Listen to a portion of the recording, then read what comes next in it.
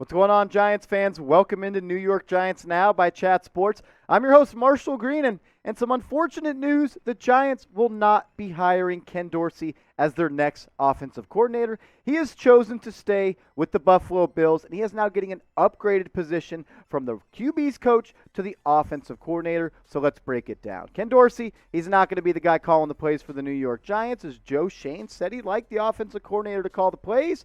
Brian Daboll, he wanted to be a package deal with Ken Dorsey, and he said he's cool with the offensive coordinator calling plays as long as he trusted him, and it sounded like Ken Dorsey was his number one choice. They wanted to be a package deal, and he clearly trusted him. But now that Ken Dorsey's out and not going to be the guy, they're going to have to kick the tires on some other candidates, and there's now rumors coming out that they have finalized that there will be 3 candidates left. They started at 6 candidates. They cut it down to 3. We'll be breaking those down. So let's get your one-word reaction to Ken Dorsey not coming to the New York Giants. I know a lot of you guys, like myself, are upset. I really thought Ken Dorsey was the perfect guy to be the Giants offensive coordinator, but I don't want to hear what all of you guys have to say right now, so get in the comments and give me your one-word reaction to Ken Dorsey choosing the Buffalo Bills over the New York Giants. Now in this portion of the show, we're going to highlight the 3 candidates that are now finalists for the New York Giants offensive coordinators, and there's 2 guys on the list that I am very, very fond of. I am very high on those 2 guys, and there's a third one that I'm not very high on, and we'll touch on all 3 of those. But Mike Garafolo of NFL Network, he broke the news and said this: with Ken Dorsey sticking with the Bills, the expected finalists for the Giants OC position are Pep Hamilton, Mike Kafka, and Chad O'Shea, sources tell me in Rap Sheet. If I had to power rank these guys, 1 and 2 are neck and neck, and third is Chad O'Shea. But let's start with Pep Hamilton, the current QB coach for the Houston Texans. He did some really good things with Houston this year. I thought him and Davis Mills had a strong rapport, and there were reports coming out that they worked really well together. But he was also the Chargers QB coach in 2020, and that was with Justin Herbert, and supposedly they also had a really strong relationship.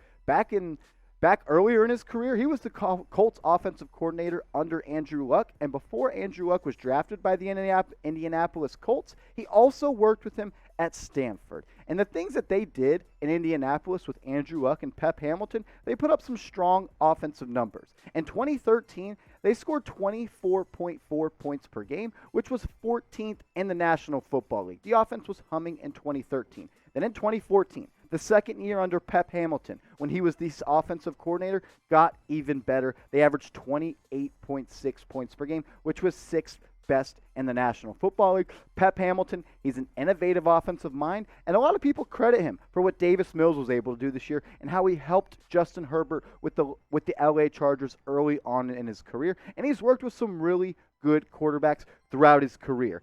Guys like Jay Cutler, Andrew Luck, Davis Mills, Justin Herbert, Alex Smith, and Matt Hasselbeck. So he knows what it takes to be a good quarterback in the National Football League, and he has experience as a play caller. So I want to hear what all of you have to say on this. Where do you stand? What do you think? Here at Chat Sports, and especially New York Giants Now, we like to present you guys with rumors and get your take on it. We thrive off audience interaction. So go down in the comments section right now. Type Y for yes if you want Pep Hamilton to be the guy. And if you don't, go down in the comments and type N for no.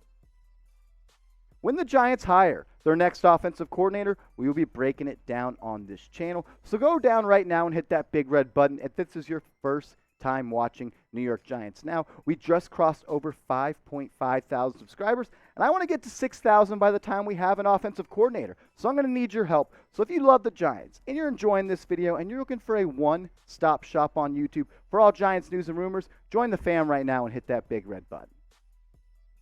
The second finalist for the Giants offensive coordinator position is Mike Kafka. Who is Mike Kafka? He's the current quarterback coach for the Kansas City Chiefs, and he's been with the Chiefs since 2017. He was the QB coach since 2018 and the passing game coordinator since 2020. He interviewed for the Eagles head coach job last year, and some people in league circles are higher on Kafka than Eric Bieniemy. Mike Kafka gets a lot of credit for the relationship that he's been able to establish with Patrick Mahomes. We have some cool quotes from Patrick that we'll touch on in a second.